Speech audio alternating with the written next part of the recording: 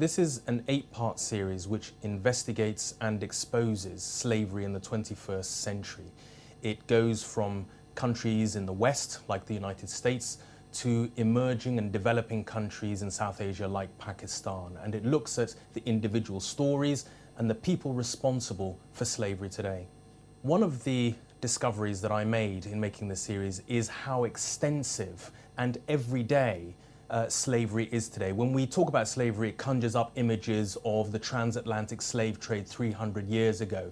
But in many ways, a lot hasn't changed. But if anything, slavery is even worse today. That, for me, was one of the biggest discoveries. Even though every country in the world has a law making slavery illegal, you find slavery in Europe, in North America, in Africa, and in South Asia. It is a universal evil. Secondly, that there are countries who are willing and trying to do something about it, but there's also a lot of organizations, companies, and governments that are willing to turn a blind eye to it.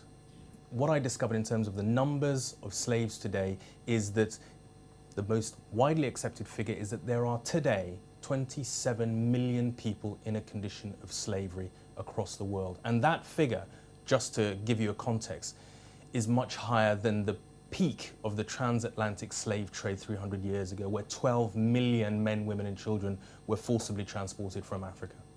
The world doesn't agree on a lot of things, but the one thing it really does agree upon is that slavery is a modern evil. There isn't a single country on earth that doesn't have a law banning slavery, and yet it goes on absolutely everywhere. And the starting point, I think, surely, and not just the end point, but the starting point, has to be when countries act in coordination to enact and police these laws. Well, some of the leading experts in the world believe that slavery can be abolished, that there is more than just light at the end of the tunnel, and that, people talk about, problems, not being able to be solved by throwing money at it. Well, $20 billion is the single figure for actually doing away with slavery. And guess what? It actually makes economic and developmental sense to do away with slavery. In traveling across the world in making this program, one saw human stories behind the statistics of modern slavery.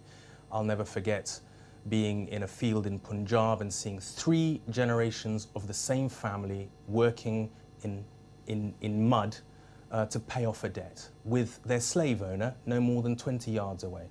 I'll never forget, at the opposite extreme, walking around Amsterdam in the red light district and seeing young girls trafficked, forced into prostitution, and having the names of their pimps tattooed into their bodies. Now, what is the difference between slaves in chains 300 years ago and being branded and that kind of situation? I'd say not much.